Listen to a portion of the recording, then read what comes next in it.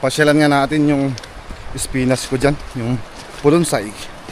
Tignan natin kung medyo malalaki na ba. Kasi di ba naglagay tayo ng complete nung kailan, kaya check natin baka kailangan ng replication. So yun no, medyo halata na kahit papano. Talagang madalang dito sa bungad Meron pa naman yung nilagay natin. Pero bakit ito? Yan, kita nyo ba na yung kinainan ito ito ang salarin sa butas-butas na dahon. May nangangain. Tiristicide. Pinuputol nila. Alam nyo ba kasi mga kagarden na pag ganong umulan tas kinabukasan yan, sigurado lalabas yung mga uod, yung mga mamumutol.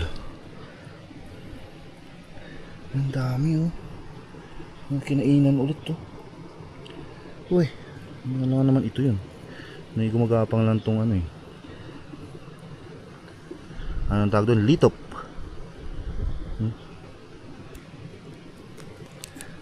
Hindi ko alam sa Tagalog yung litop at least kahit pa paano medyo malinis-linis, hindi masyadong madamo. Talaga ba? Putol na naman. Yun po. Dami spray ulit. Mangyayari dito. Madalang na nga yung tumubo, ganito pa. Pero at least papalit na yung dahon niya, lumalapad na. Yan. Ganyan sana. Pag ganito, malapit-lapit na yan. Mga 2 linggo. Ganyan, pwede na mag-harvest. Pero hindi sabay-sabay. Dito, okay. Pero yun pa rin, hindi maiiwasan. Putol. Pa natin ugat. Ay, spray ulit ng pesticides. At least kahit paano magaganda na dito. Tingnan nga natin dito kung baka may kaibigan na naman. Kaibigan, ganun na lang tawag natin sa mga uod na sumisira sa ating pananim.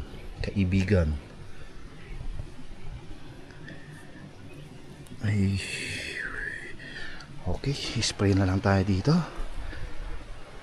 Sprayan natin to pati yung sa baba. Siguro yung patubo dun, nakapananim ko yung katabi po ng ating black radish, para kahit pa paano meron naman tayong aasahan.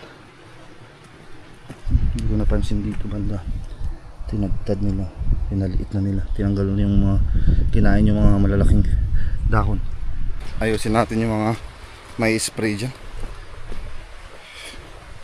Bala ko sana kung hindi sana naging ganun yung pananim natin, hindi pinutol-putulan sana ng mga uod, magsusunod sana ako, tawag din, replant sana ako ng ng spinach, yung katulad nito.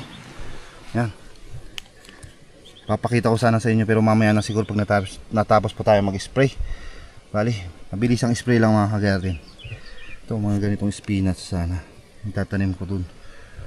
Bali kasi nangyari, sobrang luwang nung space na ginawa ko nung nagtanim ako. Sinabihan ako ni mama na kailangan medyo masikip para medyo marami-rami daw maani. Wala naman daw problema kung medyo masikip. Yung pagitan kasi medyo maluwang yung ginawa ko. Nasa 1 feet ata yung ginawa ko nun. Oo, yung space niya, point to point. Kaya sabi ni mama, lagyan ko yung sa gitna niya para at least daw, yun nga, yung sabi ko kanina na marami-rami tayong makaharvest. Kaya yun, bali mabilis ang spray mga ka-garden. Sprayan ko lahat yan, pati yung pananim natin sigurong carrot dyan, sprayan ko. Yung sa black radish natin, hindi po muna kasi bukas, Biyernes na naman bukas. O nga pala, ngayon pala is Huwebes. So bukas na naman, may order na naman tayo ng black radish, kaya hindi ko muna sprayan yun. Bali ang may sprayan is yung yung pulunsay natin, yung carrot, tsaka yung coriander natin doon sa taas. Bali yun lang yung sprayan ko mga ka-garden. Kaya tara, umpisa na. Paliguan nga natin para kahit pa paano yung mga naiwan hindi pa ulit putulin.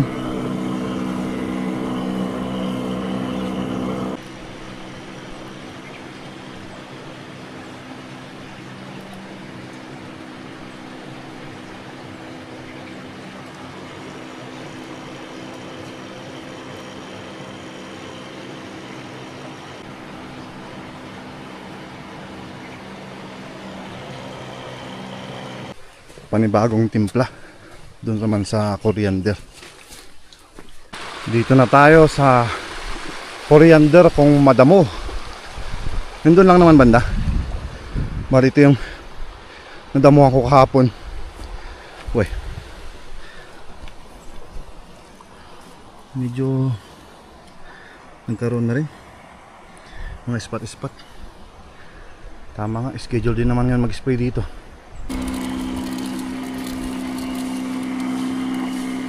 Kailangan ligong-ligo din.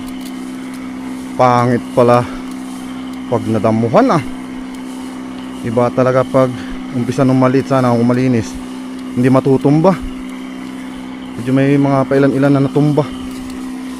Lakas ng ulan kahapon. Kaya nag-iisip ako yung mga yan, kung dadamuhan ko pa, kung tutuloy ko.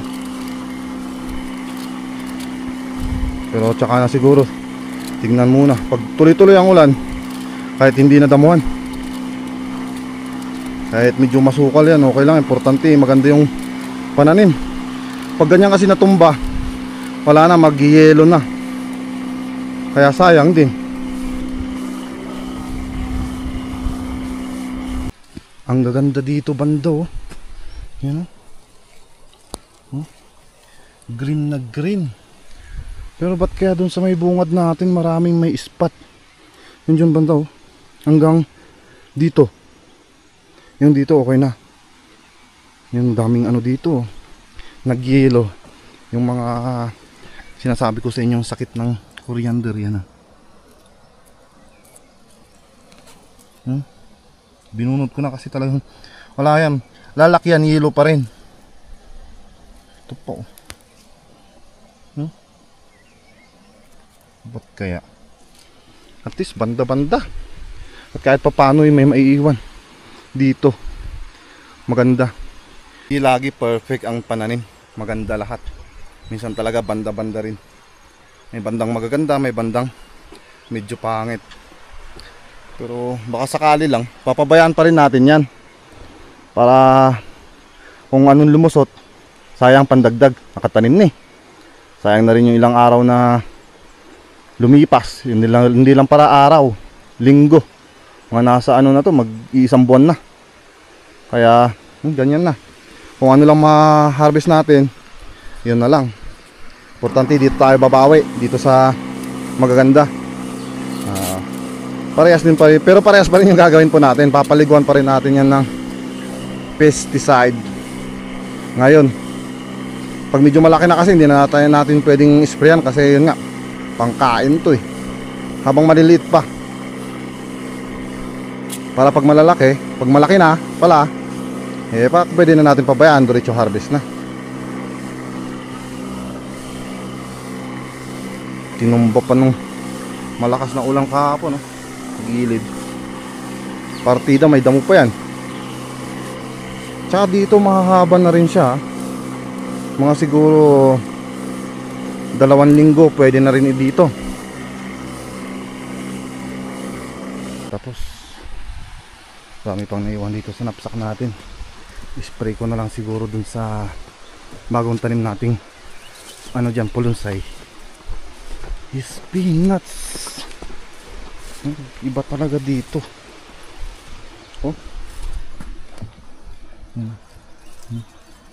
Ispat na. Pero dyan banda maganda na. Tsaka konti lang yung ano dito, yung tumubo dito sa gitna. Puros namamatay. Katulad nito. Yan. Ito. Oh, coriander po yan. Ayan. Wala na yan, mga ganyan. Ito po yung mga, ayan ang sinasabi kong sakit na isa sa coriander yan. Malilit pa lang, kitang kita na. Ayan, nabuo na to. Binunot ko na yung sa isang linya. Wala na rin yun. Wala na. Sa klema din minsan yan. Sprayan natin. Bali may insecticide naman to, tsaka fungicide. Kahit wala pang tumutubo, sprayan pa rin natin. Kahit mabilisan lang. Para kung may mga uod man sa ibabaw, mamatay. Para pag tumubo, diretso na, maganda. Mga ilang araw siguro to, patubo na rin to. Kailan ba tayo nagtanim nito? May mga ano na ata, 3 days na nakalipas o 2 araw. Kasi yung dugtong dyan, natamnan ko na yung ilan na ba yun? 3 plat. Yun, natamnan ko na kahapon. Dumating yung binhi natin kahapon, kaya at least may naitanim. Pinalabas ng ulan yung tanim ko dito. Yan. Hindi isang binhi pa dun. Dito dumaan na. Tama natin. Yan, tapos na yung ating spray dito. May nasobra pa. I-spray na lang natin dun sa ating spinach dun sa taas. Ayun pala, dapat pala nagbitbit na ako kanina ng binhi para minsanan na. Pero sige lang balik na lang tayo ulit mamaya. Sakto-sakto papasyal ko kayo dito.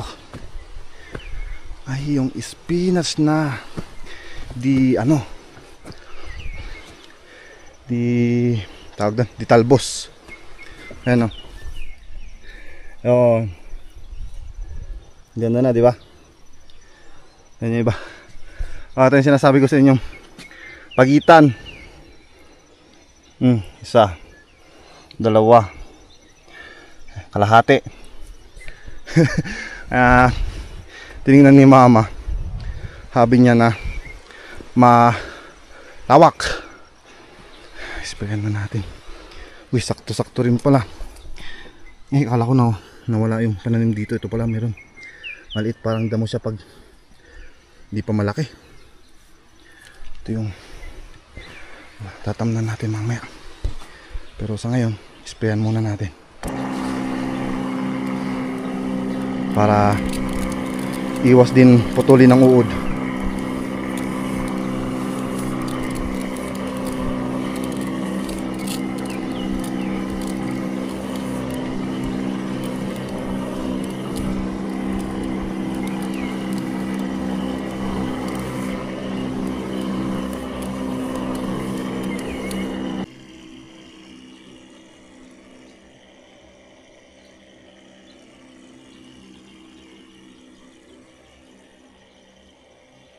Tapos ang ating pag-i-spray. Tara, baba na tayo at makakuha ng binhi para makasikaso na natin to. Sayang din to bakante. Pamakan nyo, buti may grass cutter tayo. Ginas cutter ko tsaka ako tinraktor, di ba? Pakinabangan.